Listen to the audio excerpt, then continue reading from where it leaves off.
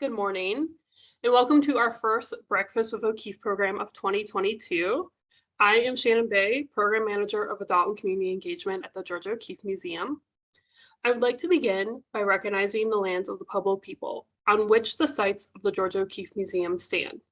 We recognize and honor their elders, past and present, and celebrate the vitality of their people today and into future generations. I offer this with humility and gratitude, in acknowledgement of the need to confront the ongoing injustices of settler colonialism. Now for some Zoom housekeeping. If you have not done so, please introduce yourself in the chat box. To find the chat, you're going to go to the bottom or top of your screen, depending on your device, and click on chat. The chat box will then appear, and you want to be sure that you're sharing it with everyone. There's two options: to share it with everyone or with the panelists. So please share with everyone where you're tuning in from today so we can make some connections. Please also utilize the chat box for questions throughout the presentation, of which our presenters, Eric and Jack, will answer at the end. You can close the chat box by clicking on the X in the upper right corner.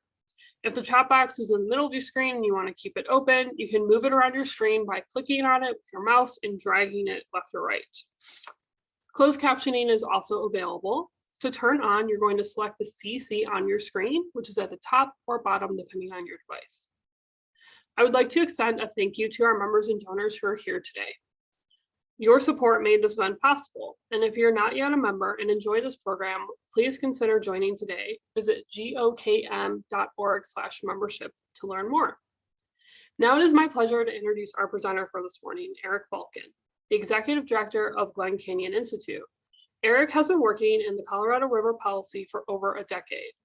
Jack Stauss, Outreach Director and Office Director of Glen Canyon Institute, is also with us today and will be available to answer questions in the chat and will join us in the Q&A.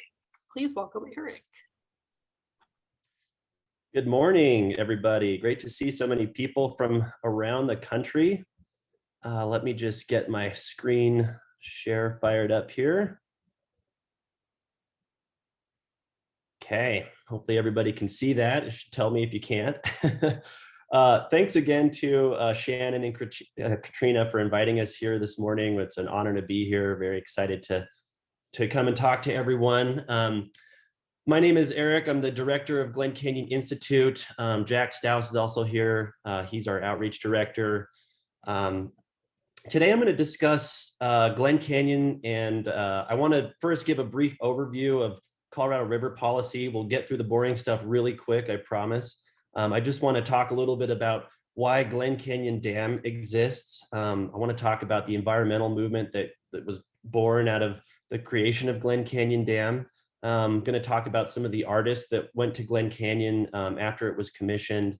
Then I'm going to talk about what's happening in Glen Canyon today and a little bit about the artists who are flocking to Glen Canyon now as it's reemerging. So, brief background on our organization.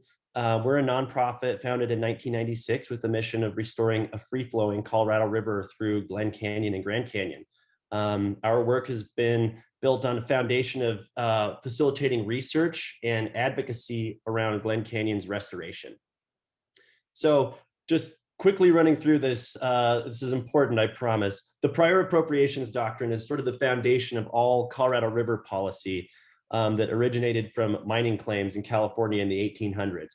The basic tenet of this doctrine is that it's first in time, first in right. And so whoever was the first to use water in the West got a right to it in perpetuity, as long as it was being put to a beneficial use.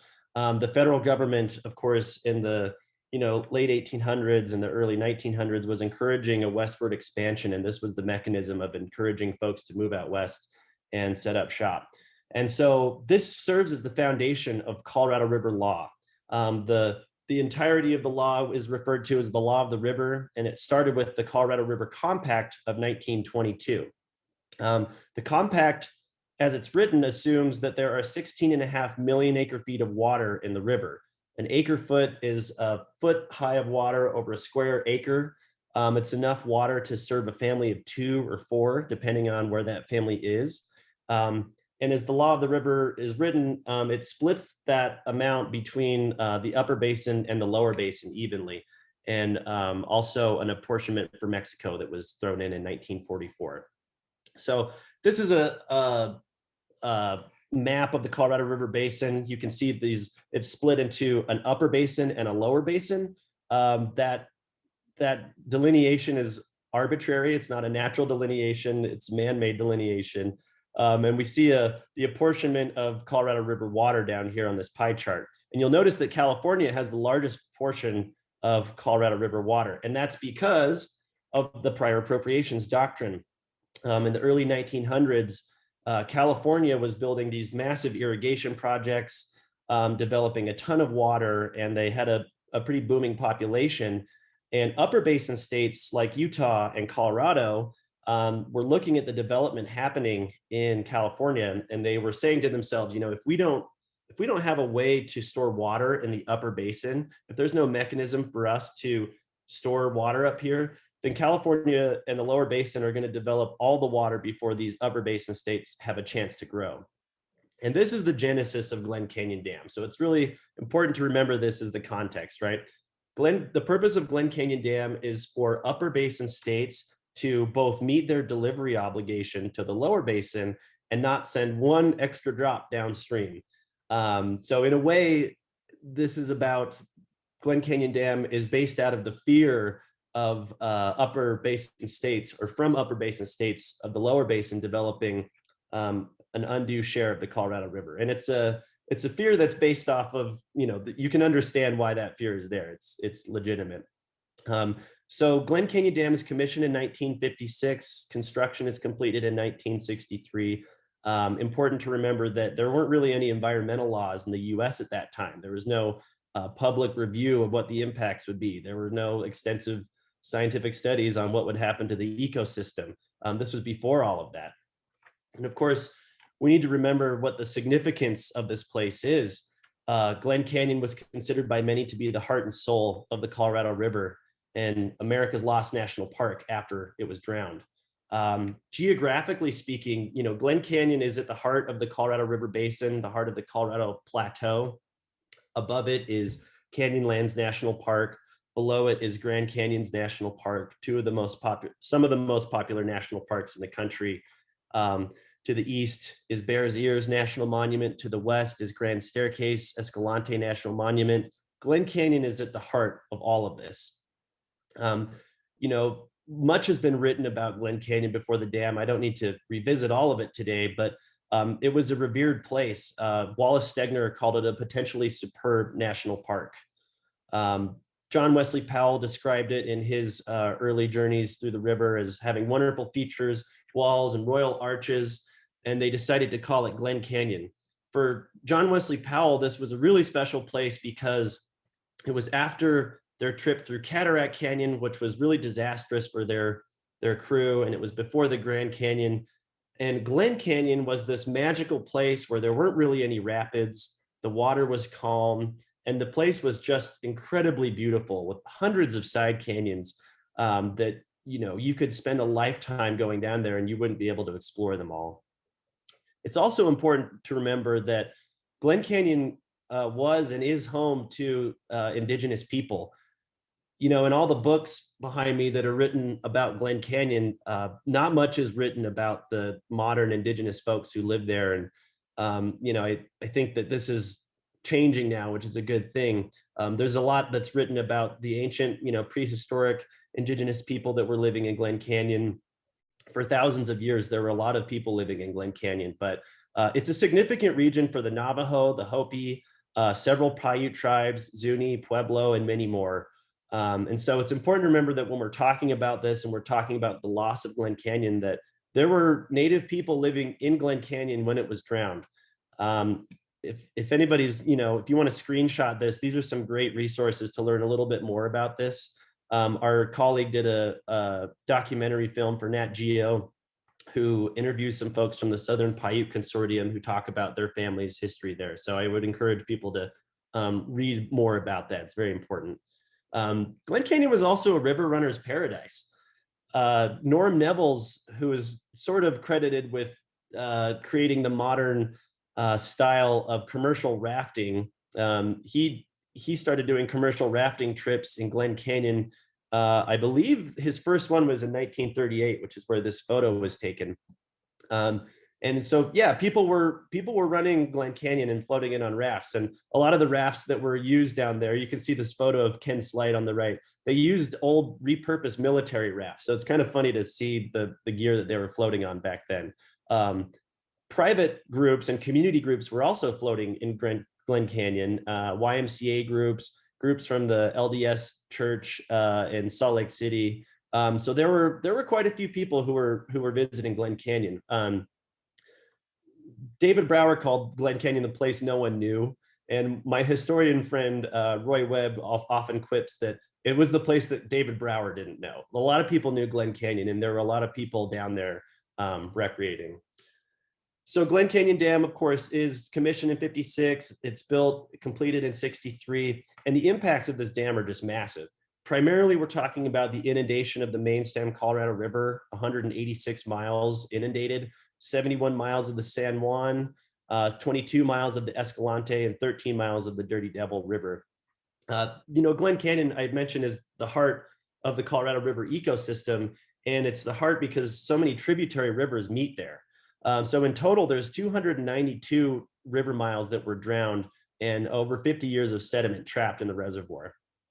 Downstream in the Grand Canyon below the dam, the ecosystem has been completely altered by the dam. 95% of the natural sediment load is blocked. And so today, the only sediment in the Grand Canyon comes from its tributaries. So, at the northern end of it is the Paria River primarily, and the Little Colorado River further down. And the water in the Grand Canyon now is cold, clear, and,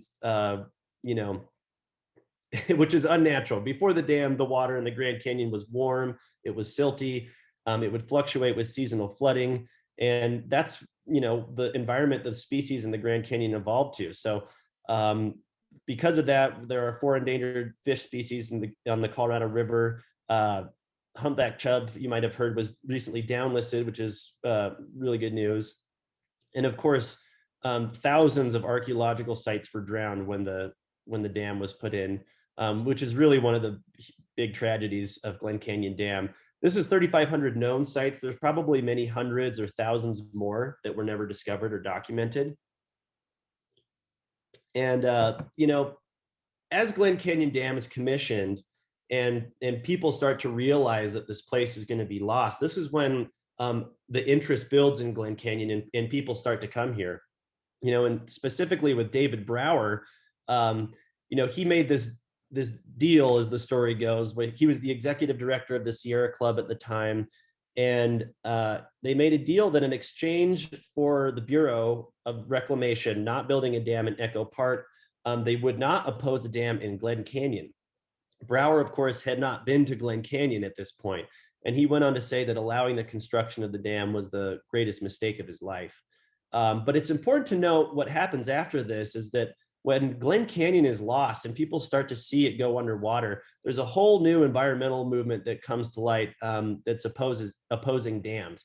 The Bureau of Reclamation had plans to put 2 dams in the Grand Canyon after this, and people were so enraged by what was lost at Glen Canyon Dam that those dams were stopped, which is a huge success for the environmental movement, and really marks the end of the big dam era.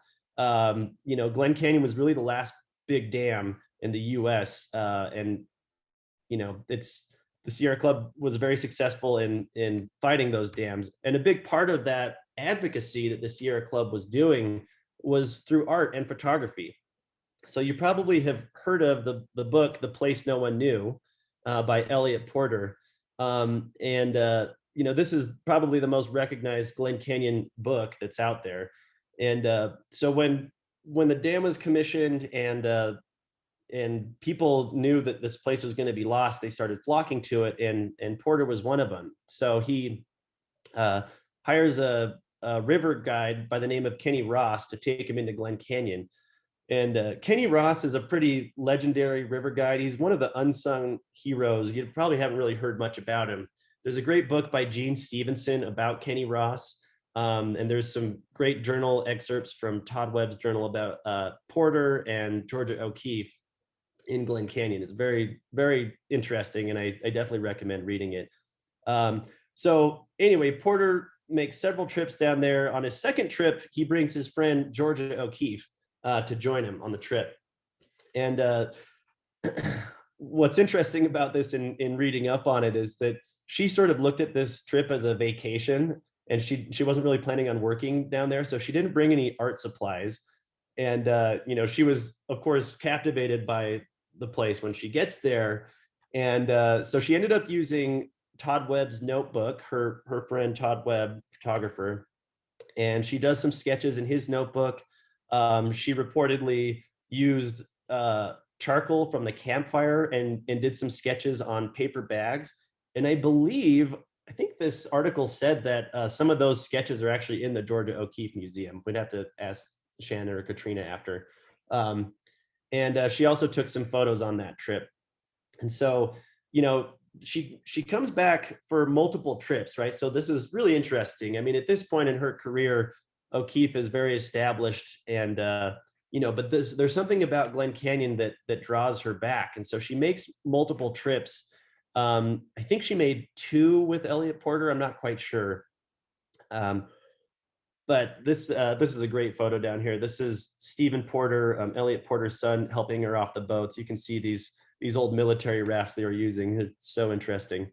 And so for Porter and O'Keeffe, when they're in Glen Canyon, what they did was they actually spent a lot of time in single places. Porter, on his first trip, I think it was in the summer, and he wasn't really happy with the photography that he got there because the light was really hot. The sun was overhead. I think they had some monsoonal storms that kind of messed with the light. And Porter really wanted to go back in the fall when the light would be a little bit softer and he could get more captivating imagery. And according to the Stevenson book, this is where he gets most of his images for The Place No One Knew. And so O'Keeffe and Porter are spending long time. Like, I think they spent 3 days laying over in Music Temple. And they went across the Hidden Passage as well, which is right across from Music Temple. And they would spend a lot of time in one place, and they would catch the changes in light throughout the day. And so this for the photography, this is Georgia O'Keeffe's photographs here. And for Georgia, the photographer, she starts experimenting with this idea of reframing. There's a great talk on Georgia O'Keeffe's photography by Lisa Volpe from the Museum of Fine Arts in Houston. I've got the link here at the bottom if you want to screenshot and check that out. It's really great. So she's doing this technique called reframing, where she's taking a photo from the same place, but she's changing the angle a bit to adjust the aspect and the ratio. And in Glen Canyon, taking the photo from the same place, but seeing how the different light throughout the day changes it, which is really cool. So, and a lot of her sketches in Glen Canyon, she went on to make paintings from. And I believe some of those paintings are at the O'Keeffe Museum, and I'm not totally sure, but really, really interesting. I encourage you to read that Stevenson book, and I think there's an excerpt online too, to read some of the diary entries of her time in Glen Canyon. It's pretty cool. I couldn't talk about art and advocacy in Glen Canyon without mentioning Katie Lee. Katie Lee, of course, is the grand dame of the Colorado River. She was an actress in Hollywood and a folk singer, and she discovered river rafting in the 1950s. And I believe she was one of the first female river guides in the Grand Canyon. And she made 16 trips into Glen Canyon with her friends Tad Nichols and Frank Wright. Katie Lee, she was just a firebrand. I mean, she was a foul mouth. She spoke like a sailor. She became one of the fiercest advocates for Glen Canyon. She wrote a number of books. She released a number of albums. Katie was actually a pretty good photographer in her own right. So, when I think about the Glen Canyon before the dam, I can't help but think about Katie Lee, and I feel lucky that I got to know her and do some events with her at Glen Canyon Institute. Tad Nichols, Katie Lee's friend that she did trips with, really amazing photographer. He doesn't get as much credit as Porter or some of the other famous photographers that were down there, but I think Tad Nichols' work is some of my favorite. His book, Images from a Lost World, I'm not sure if this is still in publication, but I think you can find it on eBay or maybe even Amazon. And so, that was the Glen Canyon before the dam. And a lot of people just considered it to be lost forever and to be this tragedy. Many considered Glen Canyon Dam to be America's greatest environmental mistake, but there is a new era for Glen Canyon today. Right now, Lake Powell is about 30% full and Lake Mead is only 35% full. You probably all heard that an official shortage was declared at Lake Mead. And the Bureau of Reclamation has projected that there's a 34% chance that Glen Canyon Dam is going to lose hydropower generation in 2022. This chart that I have here is a projection from the Bureau that looks at where reservoir levels could be in the coming years as Lake Powell continues to drop. And so just a quick note, right now the levels of Lake Powell are the lowest they've ever been since 1968. So you think about some of the trips that Porter and O'Keefe were doing. I think the last trip was in 1965. We're really not that far away from the level of the reservoir when they did their last trip in Glen Canyon. So we're really kind of entering a new territory there. The quick version of why this is happening is that the water is over allocated on the Colorado River. The law of the river basically assumes 16.5 million acre feet are in the river. We now know that the long-term average is closer to 14.7 million acre feet. The last 20-year average is closer to 12.5 million acre feet. In 2021, the inflow to Lake Powell was 3 million acre feet. So, we're seeing the hydrology of this river change in real time, and it's scary, it's fascinating, it's really interesting, and it's kind of, the writing is on the wall that big change is coming for the Colorado River. And of course, a big part of the story is climate change. Climate change has already reduced the flows of this river significantly. It's projected to have a larger impact over time. A lot of the scientists now are just calling this phenomenon aridification, which is sort of apocalyptic, but the basin is drier, the atmosphere is thirstier and hotter, it sucks water out of the ground. So it's the over allocation of the river coupled with climate change. It's very unlikely that these reservoirs will ever fill again. One other thing that's happening now is what was called inefficient runoff. 75 or 80% of the Colorado River flow comes from snowpack. And what's happening now is that because of consistent year over year dry years, the ground has become so dry that, when we do get a good or decent snow year, the runoff that we used to expect from that level of snow isn't happening because the ground is so dry and that water is being absorbed into the ground. So in 2020, we had an average snowpack, 100% average of, I think it was the 30-year average, but the runoff was closer to 50%. In 2021, we had an 85% average snowpack, but the runoff was only 25%. So, what's happening really specifically in the spring is as springs are warmer, the runoff is happening a little bit earlier. And, this just has a really massive effect on the overall runoff that happens throughout the year. So, again, the hydrology is changing very rapidly, and it's unlikely that the reservoirs are going to fill again. So this is water storage in the 21st century in the Colorado River Basin. Between Powell and Mead, which are the two main reservoirs on the Colorado River, they're the two biggest reservoirs in the country. Their combined storage right now is only 30% of its capacity. And if you were to theoretically move all the water that was in Lake Powell and put it into Lake Mead, Mead would only be 60% full. And that's the idea behind our Fill Mead First proposal, as we call it, that we developed in 2009 when climate change really started to drive the conversation around Colorado River policy. The Fill Mead First proposal would designate Lake Mead as a primary storage facility for the Colorado River and keep Glen Canyon Dam and Lake Powell as a backup. So this doesn't entail removing Glen Canyon Dam. We're not talking about removing the dam, but ultimately it would require a reoperation of the dam to let the river run through it through new bypass tunnels. So the basic logic here is that if Glen Canyon Dam was our country's greatest environmental mistake, and if you can't fill them both, then fill Mead first. That's the logic there. And Colorado river policy is being rewritten, aside of the wants and desires of the ecosystem or environmentalists. States are adapting to a world with less water. Drought contingency plans were signed in 2019. You're probably all very familiar with this if you live in the West.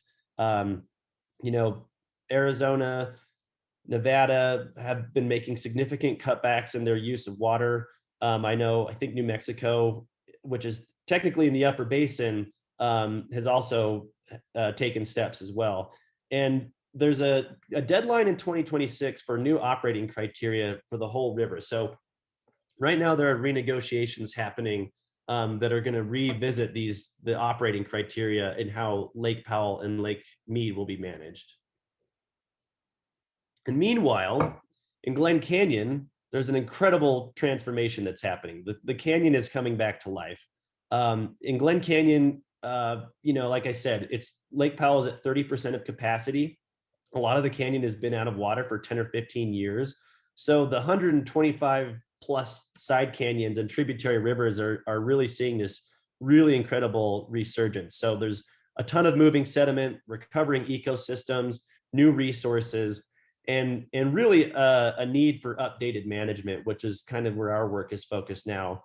The scale of this restoration is just massive. I mean, we're talking about 100,000 acres of exposed land, hundreds of miles of newly flowing rivers. When you count the tributaries, the Colorado, the San Juan, the Escalante, the Dirty Devil, all of the side canyons, most of them have flowing streams in them. There's hundreds of miles of riparian habitat that are now coming back to life and restoring. In this graphic here, you can see this is from a study from Utah State University. It just shows the footprint of the reservoir at these different levels. So blue is the full pool level and the red is the minimum power pool level. So it's very possible that we're going to get near minimum power pool in the next year. And so you can sort of see the footprint of the reservoir and the amount of land that would be coming back out in there. So, I mean, it's really, really massive. So for us and for a lot of people who have been watching this change take place, one of the tools that it's used is photo matching. So this is a photo that GCI took in 2010, I believe, holding up the poster of Cathedral in the Desert. This is Cathedral when it was inundated with water. And this is Cathedral now. So the photo on the far right is from 1963. It was taken by Philip Hyde. It's kind of one of the most famous photos of Cathedral in the Desert. And this is my attempt at photo matching it. And you can see just even between May 2021 and October 2021, how much Cathedral in the Desert changed. It came out of water. It's probably been out of water 5 times in the past 20 years as the reservoir has fluctuated. Cathedral in the Desert, of course, is one of the most iconic places in Glen Canyon. When people took river trips before the dam, it was a spot that everyone tried to go visit. It was up in the Escalante arm, just a beautiful chamber with a 50-foot waterfall in it, just such a magical place. So it came out in the spring of 2021, and in the summer we had some really impressive monsoonal storms in the area, and it flushed out the sediment pile that had built up in there.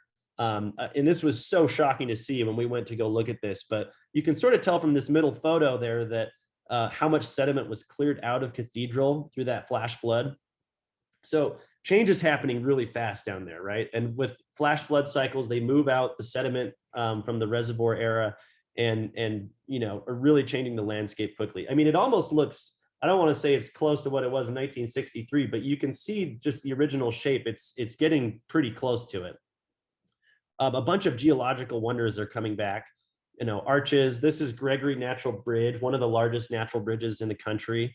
It's just everywhere you go down there, once you go up the side canyons, there's waterfalls and amphitheaters and gorges and alcoves. And I mean, I would encourage everyone who's on this talk right now to try to make a trip to Glen Canyon in the spring or the summer of next year if you can, whether it's hiking or boating in. The change that's happening down there and the wonders that are being revealed, it's just amazing. I mean, Gregory Natural Bridge, the last time this was out of water was in 1969. So, I mean, you're sort of witnessing history in real time every time you go down there. And I wanted to highlight some of the photographers that are doing work in Glen Canyon now. There are a lot of them. I'm just highlighting a couple. But this is a friend of ours, Don Kish, is doing a project to rematch some of the Tad Nichols photos. That's actually Tad Nichols' camera that she's got on her shoulder. So what was his name? Not Phil Jackson. Anyway, who was a friend of Katie Lee's, it was Katie Lee's photo manager. He had Tad Nichols' camera, and he reached out to her to, see if she wanted to go into some of these places that are reemerged and try to mimic some of those photos with Tad Nichols' original camera. So keep an eye peeled for this in the next year. I think we're going to do a gallery in Flagstaff and maybe in Salt Lake. But I'm really looking forward to see what comes from Don's work down there. Another group of photographers and the writer Rebecca Solnit came up with a book called Drowned River a couple years ago by Rebecca Solnit, Mark Klett, and Byron Wolf. And what they were doing is they were trying to follow the ethos of the Elliott Porter book and kind of retrace his steps. And so they're doing some really precision photo matching, which is super interesting. But you can see in this photo, this is a photo of Georgia O'Keeffe in Cathedral in the Desert taken by Elliott Porter. And you can see in the photo on the right where they put the shoes on the ground. So that's where they think that about where she was standing. But it's different now because the sediment there's probably 15 or 20 feet of sediment there. So they couldn't find the exact spot. But you can see how they tilted the photo that Porter took to try to match their aspect and their angle on their photo. And so that's one of their projects that they're working on, is trying to go back and like precision match. They bring computers out into the field and are, down to the pixel trying to line it up. So I'm gonna give you these are some photos from Mark and Byron. And I'm gonna kind of cruise through them quickly to give you the dramatic effect. But if you want to sort of fix your eye on one single spot on the skyline, it kind of makes it the best. So this was in 2012, and then the Dirty Devil River when it was inundated. This is 2014, and this is this year. So I'm going to go back through it one more time just so you can see this sort of video effect, see the changes happening. So this is, really fascinating how quickly the landscape is changing, and this photo documentation of it, I think, is a really important way of relaying the change to everyone. This is Hall's Crossing Bay, 2012. This is Hall's Crossing in 2021. So these are really dramatic photos. And, I should say too, this is sort of on the immediate periphery of the reservoir. These don't necessarily highlight the ecological restoration that's happening, but they're really dramatic photos. So I don't know what will become of this more recent work from them. I think they're going to try to release something, maybe a second book or build a new website, but really interesting photo matching work from them. So there's another important story that's happening in Glen Canyon, which is the ecological rebound. For a place that was considered dead after the dam was put in, the rebound that's happening, I think, is completely unexpected by a lot of folks. We're seeing non-native and native species return. We're seeing a lot of cottonwoods and willows and wildflowers, milkweed. In the riparian corridors, we're seeing maidenhair ferns and stream orchids. We're seeing wildlife come back. The last time I was in Cathedral in the Desert in November, as I walked in there, I looked up on the sediment bank and I saw a huge stag, a deer with huge antlers that was just hanging out in Cathedral in the Desert. And I couldn't believe my eyes. I was just so shocked to see that. But, there's a ton of wildlife and birds, bees, bugs, lizards, otters. It's just incredible to see what's coming back down there. This is a focus of our work now. We sort of launched this with the BioBlitz in 2019 to just get a bunch of scientists into the canyon to collect as much as we could to see just what species are returning. There really has been little to no ecological research being done in the canyon. And so this is kind of what we're most interested in right now. On the main stem of the Colorado River, there's an incredible restoration happening of Lower Cataract Canyon. So for anyone who's familiar with Cataract Canyon and the Colorado River, when Lake Powell was full, you'd get to the end of Cataract Canyon, you'd run big drops 1, 2, and 3, which are the biggest rapids on the section. We're talking world-class whitewater. I mean, just an incredible river. People travel from all around the world to run Cataract Canyon. And you used to do the big drops, and then you would be in the reservoir and you'd see jet boats going around and you'd have to motor out for 40 miles. Now, the river flows freely all the way to the takeout. I mean, it's completely remarkable. So there's 7 major whitewater rapids that have come out. There's a group of river runners in Moab who are kind of leading this citizen effort to document the return of these rapids. It's called the Returning Rapids Project. I highly recommend people look this up and check the project out.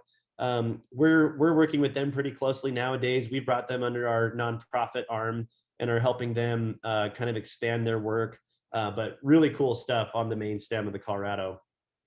And this all begs the question of, if these climate projections are saying that the reservoirs aren't going to fill again, this ecological rebound is happening, how should this place be managed? It probably doesn't make sense to manage it as an empty storage tank that will never fill again.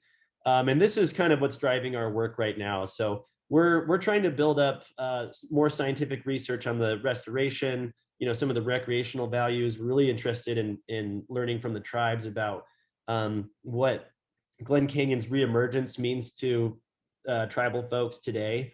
And all of this should be driving management of this place going forward. And so, this is kind of what we're working on now. We're working on a large-scale ecological survey that can hopefully inform management and ultimately inform, these renegotiations that we're talking about, right? If the whole river management is going to be redecided by 2026, a number of factors are being considered there. All the stakeholders in the basin, we're talking about agricultural interests, municipal, industrial, state water rights, all that sort of stuff. There are environmental things that are taken into consideration, endangered fish species, a lot in the Grand Canyon, right? The recreation resources in the Grand Canyon, the ecological resources of the Grand Canyon, the water temperature of the Grand Canyon, all of that's taken into consideration in these renegotiations. What's not taken into consideration is Glen Canyon, and we're trying to change that. We're trying to show the world that the re-emergence of the ecosystem and the features and the recreational values and the values to indigenous people, there is tremendous value to what's happening in Glen Canyon, and all of that needs to be taken into consideration as the operations of the Colorado River are being renegotiated. So that's really important. So we're just trying to show the world what's happening there, and we need Glen Canyon to be a part of the conversation. That's all there is to it. The restoration that's happening down there, it's just mind-blowing. It's not clean and perfect. There are a lot of places that where a lot of sediment has been left behind the reservoir where it's a little more apocalyptic, but then there are a lot of places like these side canyons, Cathedral in the Desert, the main stems of the rivers, where the restoration is just really remarkable. It's beyond what anybody ever expected it would be. And it's just fascinating. So if you want to learn more about that, you can check out our website, glencanyon.org. Feel free to reach out to us if you have any questions about visiting Glen Canyon or what should you see, how to do it. We've got a little page that sort of helps guide people, or at least gives them some information about how to make a trip down there. And with that, I'll end it and we can open up to questions.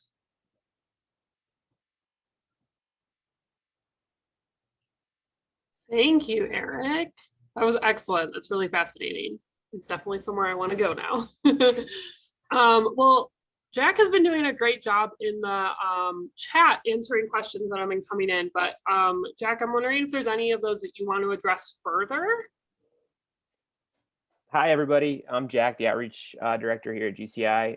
Yeah, you've had some really good questions about kind of why the reservoirs are so low and just what's driving this kind of re-emergence of Glen Canyon.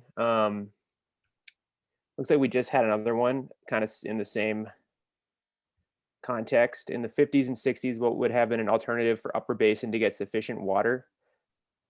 So what's interesting about Lake Powell as a reservoir is that the Upper Basin, most of the reservoir isn't actually being used for Upper Basin consumption. It's just a storing pool for our allocation.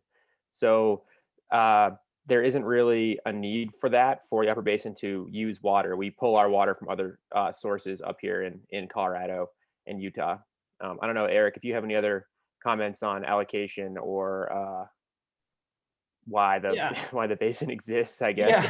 Yeah, I guess one of the something that a lot of the public doesn't realize is that the water that's in Lake Powell isn't really diverted to cities or towns aside, or farms really, with the exception of Page, Arizona, and the Navajo generating station, which has been torn down.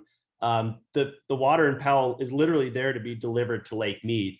And so, you know, did it store water for the past decades? Yes, it did. And it did play a role in water storage in the West. And I think the thing to consider now is, what's the role going to be in the future? If we know there's less water in the river, we know we can't fill them up, there's not even enough water to fill Mead. Does it make sense to keep hanging on to this reservoir when all these resources are coming out of water? And that's kind of where the conversation is now.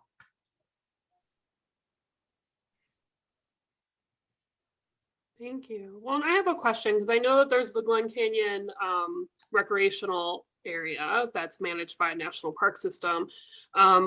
Who manages other, because I'm assuming that doesn't encompass all of Grand Canyon or all of Glen Canyon. Who's managing other areas of it? So it is the Park Service. It's managed as a national recreation area. So which is a little different management design than a national park, right? So this is another important consideration that's really coming up with Cataract Canyon and the main stem Colorado River. The boundary between Canyonlands National Park and Glen Canyon National Recreation Area, I believe, is below Big Drop 3.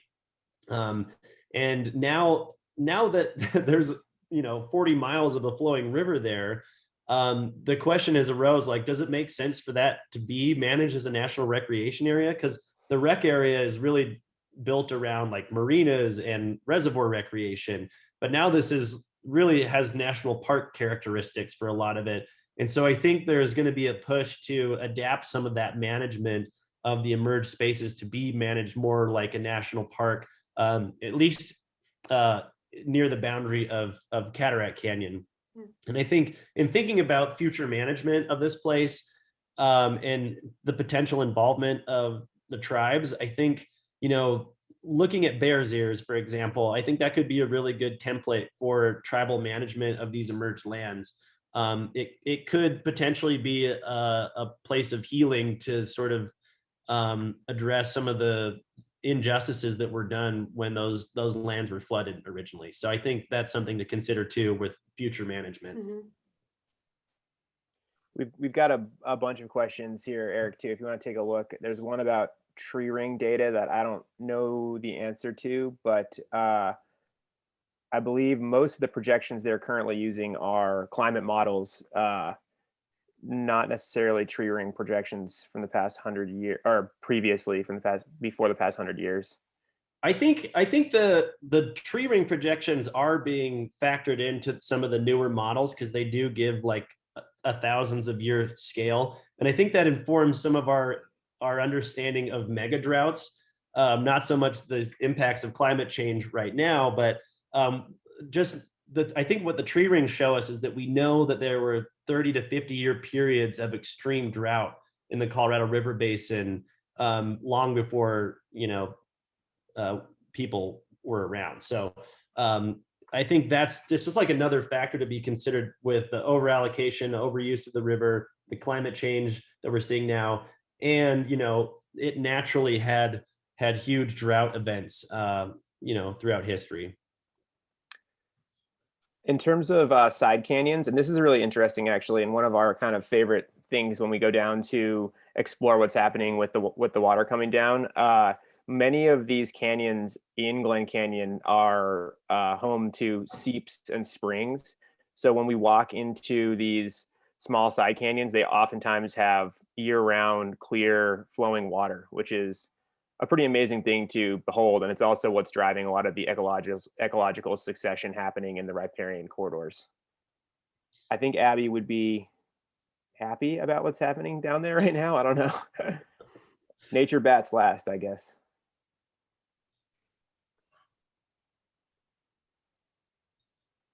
Yeah, when we did that bio blitz, I think for me, one of the things that really stood out was walking through in 50 Mile Canyon. There's a section we call the subway, where you're walking down the stream and it's a slot canyon and there's water seeping out of the sides. And the biologist that we were with pointed out these stream orchids that were growing on the walls.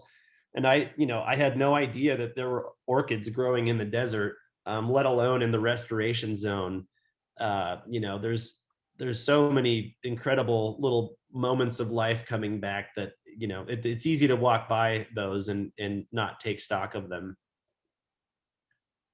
Well, there's an interesting question because you mentioned all the different archaeological sites that exist in the area. How much effort is going into research and restoration of those sites?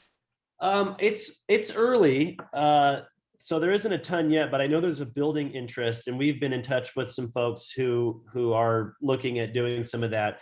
A lot of the structures that were inundated for decades didn't make it. They've as the waters come back down, they're sort of like piles of rocks now, which is really tragic. In places where the inundation was not as long, Lake Powell, it took 17 years to fill up. And I think it was, mostly full for about 10 or 15 years. And so there are places that weren't inundated for that long. So I've seen rock art panels that were underwater that are now out of water that are in really good condition. We've seen some like Mormon pioneer inscriptions from the 1800s that have come out of water. And so there isn't really a concerted effort for restoration or documentation, but I think that we're going to see more of that as the reservoir continues to drop and more people spend time down there. Mm-hmm.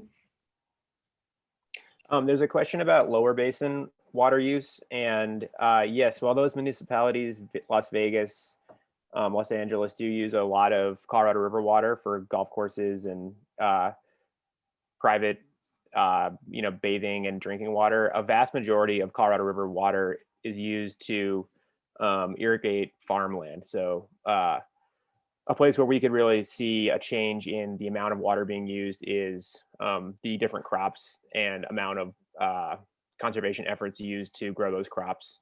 And that's starting to happen just because there isn't enough water to continue in working in the same way we have been. So different processes are happening there to start to shore up the water in the basin. Yeah, and to that point too, I would just throw out there, I mean, when we're talking about the change that's happening here in the falling reservoirs, it's easy to get a sense of impending doom and that, society in the West is going to come to an end. I am very optimistic about life in the Colorado River Basin. In Utah, for example, there's so much water that's wasted and there's so much room for improvement that I think it's just recalibrating our place on the land and what we can expect from it. There was a report that came out from ProPublica a few weeks ago that documents how the Utah state legislature has systematically resisted simple conservation laws. There are lobbyists that are lobbying for water districts. There's terrible metering and documentation of how water is used. And the short of it is like we can live within our means in the Colorado River Basin. It's just going to take some adaptation on our part.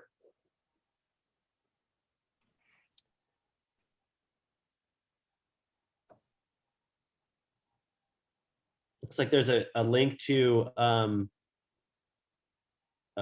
O'Keefe's contribution to the 1970s environmental campaign. I am definitely going to check that out. Yeah, that's a talk that we had in October. It was really wonderful. Oh, right on. Yeah. Yeah, I feel, I apologize because I am a novice with fine art. And so I feel kind of funny talking about Georgia O'Keeffe. Probably a lot of your attendees know much, much more than I do. Well, we appreciate you incorporating her into your talk. And I did put a link, it's further up in the chat, to items in our collection. We have quite a few Todd Webb photos from Glen Canyon. And then you can see O'Keeffe's paintings that she created and her photographs, which are currently on display in Houston. So if you live in Houston or are going to be visiting there, go check those out. Do we have any more questions? I'm fielding a couple in the chat box, but I think there's a big question here. Is removing the dam an option? So we don't advocate for the dam removal because we believe, and based off of, it's not just me and Jack, but after talking to a lot of scientists over the years and engineers and everybody, we think that a lot of the restoration goals can be achieved by reoperating the dam, drilling new bypass tunnels around it. The original bypass tunnels, I think, were 40 feet in diameter, they're really large. And by doing that, you could allow sediment to pass through the dam and into the Grand Canyon. I think dam removal would be something that could be considered after that takes place. But it's important to remember that this is not a small dam. Dam removal is becoming more popular in the West. Obviously the two dams on the Elwha River are probably the most noteworthy examples. The Klamath Dam in California, people talking about removing the Snake River dams. Glen Canyon is a lot bigger than those dams. It's, 300 feet thick at the base, it's 700 feet tall. So removing a dam like that, there would be a carbon impact from removing that dam, So I think it's not quite the same context as a lot of the other dam removal that's going on, especially if you could achieve the restoration goals by drilling new bypass tunnels and reoperating. Mm-hmm. Well, we have a question because you mentioned sediment. So why is the sediment flowing downriver? Why is that important? So the Colorado River is one of the most sediment-laden rivers in the world, right? And so sediment is important because sediment is what brings nutrients through the whole food chain. And so when the dam was built in the Grand Canyon, it basically cut off that nutrient chain. And there's only 5% of the original sediment load in the Grand Canyon. And so upstream in Glen Canyon, on the main stem and the tributaries, the sediment that kind of flows down these creeks, it all stacks up and inundates, a lot of canyons. So when the reservoir first came down, a lot of these side canyons were just filled with sediment, right? They were sort of unrecognizable. And it wasn't until some flash floods started to flush that sediment out that we started to realize the restoration that was happening. So sediment's going to be one of the biggest considerations. And our friends at the Returning Rapids Project are also raising this question. And the way they phrase it is, who's responsible for managing the mud? At the end of the Cataract Canyon River trip now, the boat ramp is a mess. There's a potential for a new waterfall that's going to form down there. And it's because of the sediment load that was dropped into the upper reservoir. Most of the sediment that is deposited in Lake Powell is deposited in the upper third of the reservoir. So most of the reservoir is actually sediment free, which is kind of hopeful in my eyes. But in the upper section, what we call the kind of Colorado River Delta in Glen Canyon, there's just a massive amount of sediment that's dropped there. And so the approach to sediment, I know there's been discussion of dredging the river into its original channel up there. There's questions about if you do reoperate Glen Canyon Dam, how is the sediment going to react to that? And we don't know, and so part of our work is encouraging policymakers and scientists and academics to start thinking about this instead of just saying, oh, we can't drain Glen Canyon. The conversation has shifted now. It's happening. If we're going to lose hydropower this next year, we need to start thinking about all of these different aspects of the conversation, and sediment's a really big part of that. So yeah, sediment is not mud. That's correct. That's a misnomer for any geologists in there, but that's kind of the funny way that they describe saying it. But yeah, the sediment is such a big part of this, as boring as talking about sediment is. What's cool though to us, and now that we've started to have a real traction with some government agencies like the USGS, is when we go to these side canyons in Glen Canyon, over the course of even 6 or 9 months, we see these kind of monsoonal flash floods clearing what we would have expected to take decades of sediment out in 1 or 2 storms. So the force of power down there in the basin is something that can really help start mobilize the sediment, and I hope in the future not just put it further down in Glen Canyon, but move it down into Grand Canyon where it belongs as well. Well, thank you so much for the presentation this morning. This was really fascinating, and I hope everyone on this talk goes and visits Glen Canyon. Me too. Thank you so much for having us. It was an honor to be here. You're welcome. Thank you. Okay, thank you everyone for joining us.